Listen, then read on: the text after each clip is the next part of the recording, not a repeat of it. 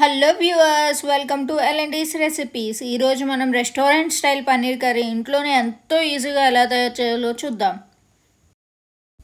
ముందుగా మనం stove on చేసుకొని ఒక ప్యాన్ పెట్టుకొని కొద్దిగా ఆయిల్ వేసుకొని ఆయిల్ బాగా వేడెక్కిన తర్వాత క్యూబ్ షేప్లో కట్ చేసుకున్న పన్నీర్ పీసెస్ అందులో యాడ్ చేసుకొని బాగా ఫ్రై చేసుకోవాలి. Paneer pieces golden brown colour వచ్చే వరకు ఫ్రై చేసుకోవాలి. పన్నీర్ పీసెస్ని మనం ఒక ప్లేట్లోకి తీసుకోవాలి. ఇప్పుడు మనం అదే ప్యాన్లోని కొద్దిగా ఆయిల్ యాడ్ చేసుకొని ఆయిల్ బాగా వేడెక్కిన తర్వాత 2 బిర్యానీ ఆకులు, చిన్న దాల్చిన చెక్క వేసుకొని బాగా ఫ్రై చేసుకోవాలి. ఆ తర్వాత మనం అందులోకి 3 ఆనియన్స్ ఇంకా 2 టమాటా పేస్ట్ చేసుకొని అందులో యాడ్ చేసుకోవాలి.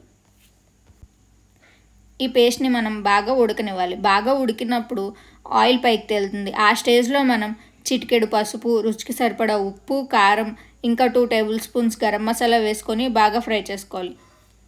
ఇప్పుడు మనం ముందుగా ఫ్రై చేసి పెట్టుకున్న పన్నీర్ పీసెస్ని కూడా అందులో యాడ్ చేసుకొని బాగా కలుపుకోవాలి. ఆ తర్వాత మనం 1 టీ గ్లాస్ వాటర్ని వేసుకొని ఒక 5 మినిట్స్ పాటు దాన్ని ఉడకనివ్వాలి.